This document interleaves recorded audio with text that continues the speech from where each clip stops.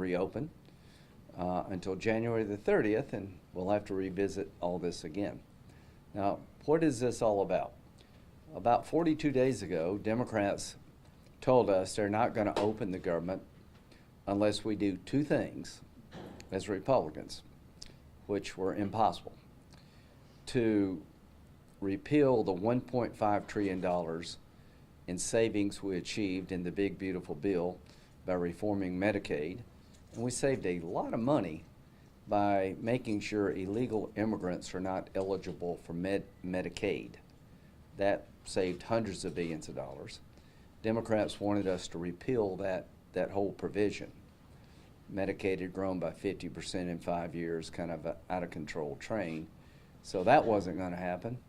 And the other thing they basically wanted is to extend the expiring Obamacare subsidies, which I didn't vote for, or any other Republican, forever.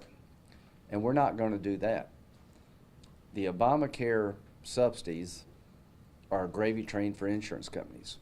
$50 billion would be spent on subsidies that were created during COVID, and COVID is behind us.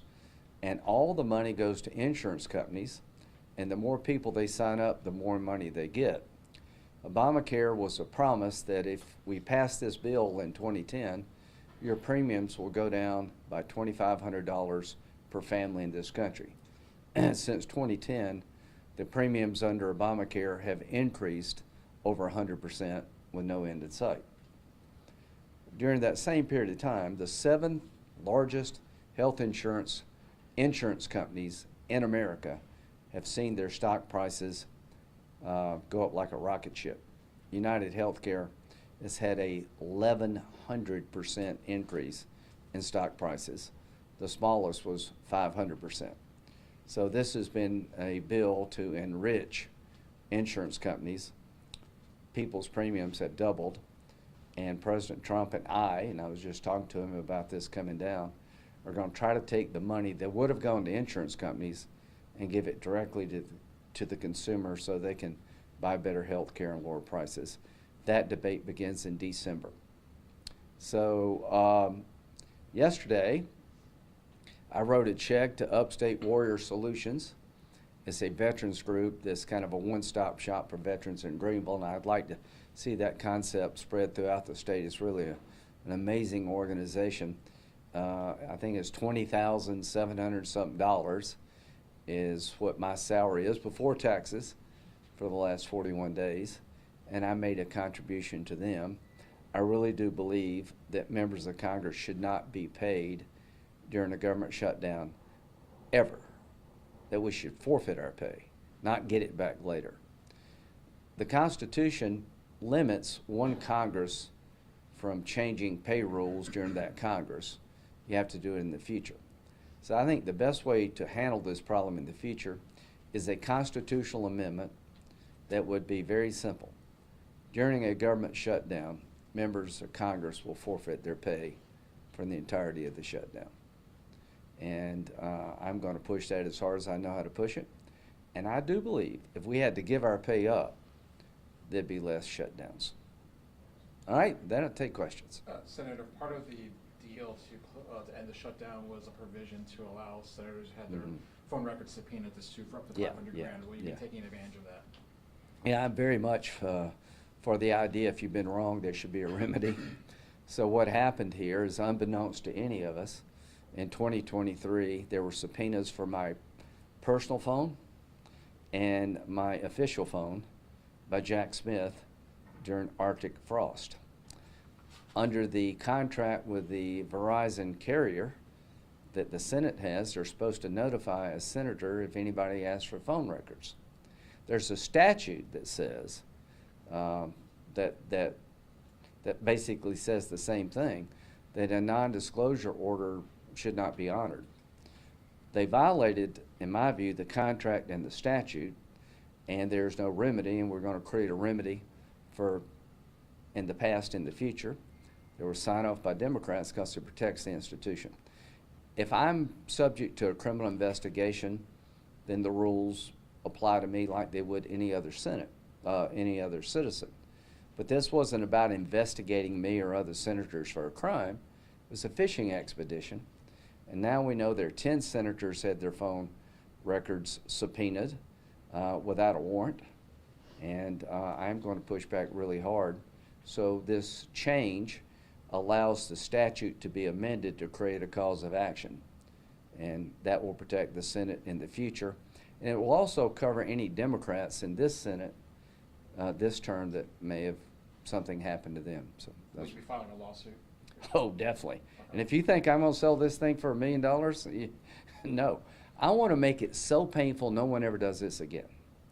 Now, on January the 6th, I was on the floor of the Senate saying, no election's perfect, but I voted to certify the election and we must bring this to an end. 2.5 years later, I can't believe that a special counsel would try to find the phone records of 10 senators whose job it was to decide whether or not to certify the election. Who we called, where we called from, without a warrant or any other process, in violation of the contract between the phone company and the Senate, and a statute right on point. So I want to make sure this never happens again. And how do you do that? Make people pay. So I don't know what's going to happen. I don't know if I win or not, but I'm going to pursue through the court system remedies.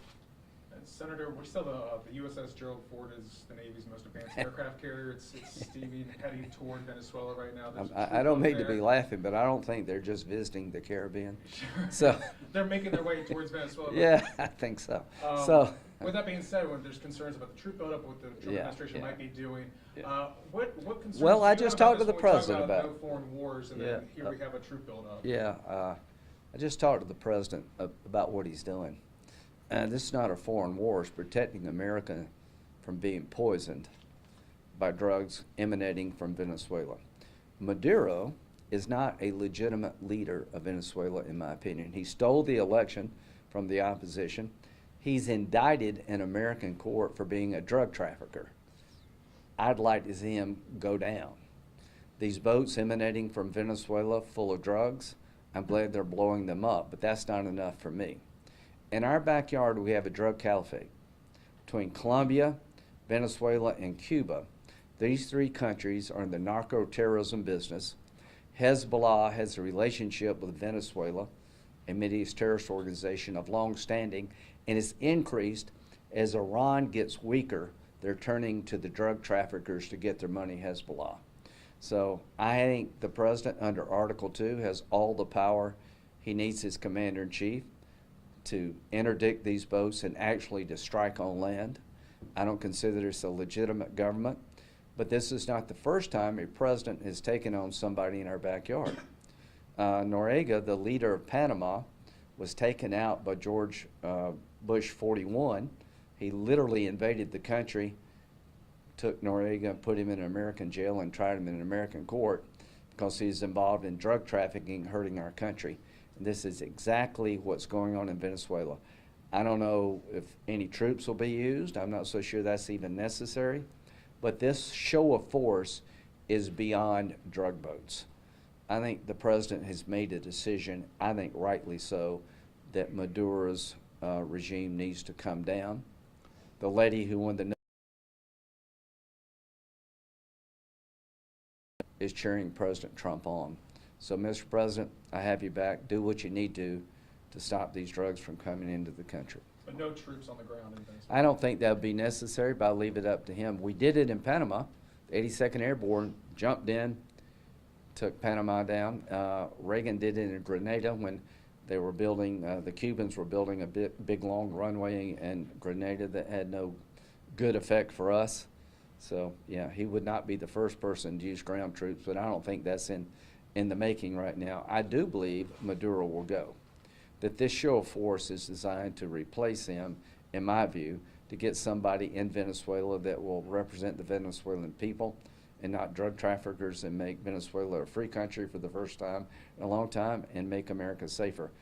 I'm hoping that's the end game. I'll let the president speak for himself.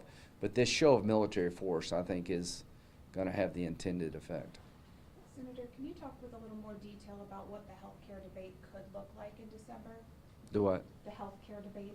Okay, I think it's going to be a debate worthy of a great nation. Republicans get criticized sometimes, rightly so, for complaining about health care, not having an alternative. We're going to give you an alternative. We're going to take the $35 to $50 billion that would go to insurance companies and try to allocate it in a way to help individuals more effectively, lower health care costs, and get better outcomes. That's going to be a good debate. Already you see some Democrats reaching out to some of our health care folks, senators who are really conversant in this, thinking about how to redirect the money. What we're not going to do is continue a practice of giving all the money to the insurance company and having your premiums double. We're going to find a way to deal them out and deal you in. You get better outcomes and will lower health care prices. That starts in December. Now here's what I hope. I hope we can find 60 votes to change the Obamacare subsidies more like I just described. And I think there's some Democrats that are willing to think outside the box. Speaking of the CR, there's been some provisions in there that have gotten a bit of attention regarding the hemp industry. Yes. Yeah, some would say that the genie's already out of the bottle. To put these regulations in place now would, potentially decimate what's become a multi-million-dollar industry. And just curious about It's your $25 billion.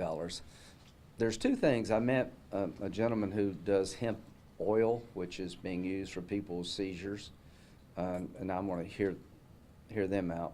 But apparently in truck stops and other places, you can buy hemp products that literally give you a buzz, and it's unregulated.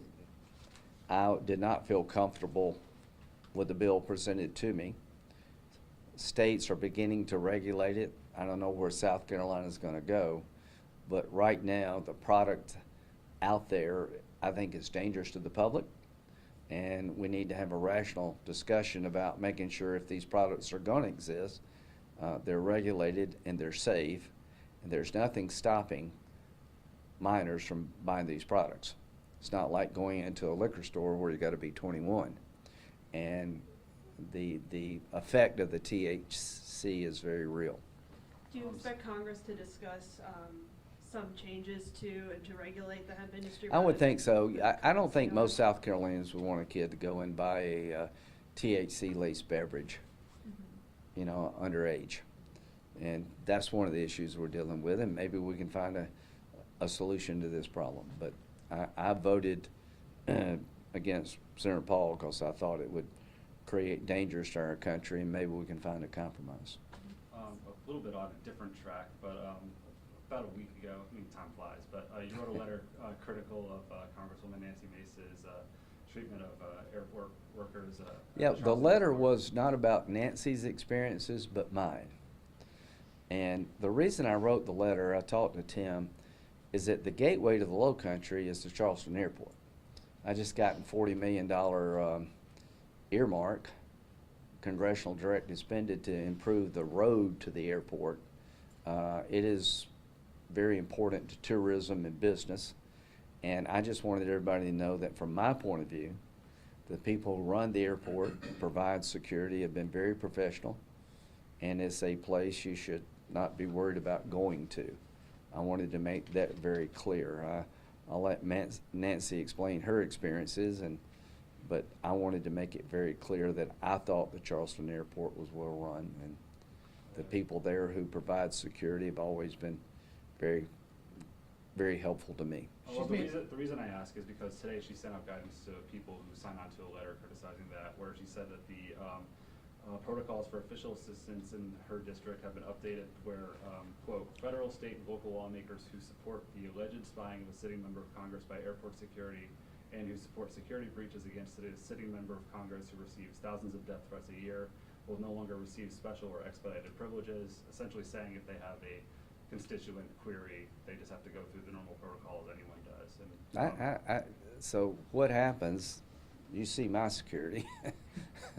When I go to the airport cops meet me and escort me through where the crew members go. And we sit around and get on the flight. Every now and then somebody will come up to the airport with a gripe, It's okay to talk, but they'll, make a scene. So you try to keep low key, don't stand in lines, get through without drama. I think that system seems to work to me. The issue is the people and the way they behave. I think that's the issue in question. She apparently had a bad experience. I've had nothing but good experiences. Senator, you are high profile. I see you on Sunday morning television every other Sunday. Yeah. Congressman Mace is probably up there. Yeah, Tim Scott, all of us. Yeah. But Congressman Mace often talks about how much threats she gets. I never see you talk about how many threats you get. Do you get a lot of threats, and are you really worried Well, about it? I probably get my fair share. The point is, in the day's world is part of the job. Nancy's right. There's some pretty angry people out there. But what I try to do is do my job low key as possible, get through the system, appreciate people who do provide me security. I don't have a security detail day in and day out, but when I go to the airport, people help me through. I think the best thing we can do right now is show appreciation for those who do this. And, a lot of people have been working without pay. Every time I go through an airport, I apologize to the TSA officials. I'm sorry, we've turned your life upside down. So that's my approach. I mean, when somebody's there to help me, I want to say thank you. And I've had nothing but very good experiences all over this state. The men and women who provide security for the airport, who do the TSA agents, I think they have a lot to be proud of, and I am definitely proud of them. And I think the Charleston Airport, in my opinion, is one of the finest airports in the country. Senator, looking ahead to next year, the Surface Transportation Reauthorization Bill is up in Yes. September. We just saw this horrible funding fight right here over Yeah. just the CR. I was talking to SCDOT Secretary Justin Powell today just about the growth in our state, which you're well aware Yeah. of. How big of a priority is this to make sure that gets reauthorized? I'm the only seamlessly? person in the delegation, other than Congressman Clyburn, that actually directs money to be spent. It's a huge deal for me. During the campaign, I'm going to tell you what I've done to bring money back home, not only for the port, but for road projects, like 17 widening, I-77 for Myrtle Beach is just an absolute essential. It's a clogged place. But yeah, that bill allows us to direct money. And what I look at growth areas like the Low Country and Beaufort area and the Grand Strand are cash cows for the rest of us in terms of tax revenue, sales tax revenue. When you have that situation, you want to make sure your airports are accommodating and you can get there safely and have a good experience. And when you invest money in that part of the state, you're getting a great return. Now, there are other parts of the state, like in Orangeburg County, you had two bridges about to fall down, on I-95. So I always work with Congressman Clyburn, who represents some of the poorest counties. What can we do to improve the quality of life, to make it more attractive to live there and do business? Road, water, and sewer are a very big part of this job for me. You may see me on Sunday TV, you may see me in Ukraine, you may see me in Israel, but I am very intent on making sure that our state, which is growing unlike almost any other state, that we're getting ahead of the game when it goes to road, water, and sewer. They're developing the river down here in Columbia. That's going to be an amazing, the Vista is going to be an amazing experience. I see my job as being a partner with state and local government to direct the money that's coming out of Washington to get the highest and best use here. This bill you're talking about is going to be a real opportunity for me to work with state and local officials to get money into projects that probably wouldn't make it otherwise. Senator, regarding the impacts of the shutdown, today alone, many people were lined up outside Harvest Home Food Bank. Yeah. As a lawmaker, regardless of what side of the aisle you're on, what do you say to those people who are not getting benefits? I am sorry that we failed you. And let's just be honest, the Republicans shut down the government for 35 days years ago. to get Democrats to build a wall. Well, we eventually build the wall. It's good policy. But what I've learned from this experience, if you got a policy debate, don't shut down the government to get an outcome. That's not a good way to legislate. There's no end to that. It's kind of political terrorism. And I will tell those folks, hopefully by tonight, the government will be up and running. And what I'm going to try to tell these people and everybody else in our state, that one way to prevent this in the future is for us to lose our pay. I cannot tell you how many conversations that go on behind closed doors about giving the money away, not getting paid. It's one thing to defer payment. Every government worker is going to get reimbursed.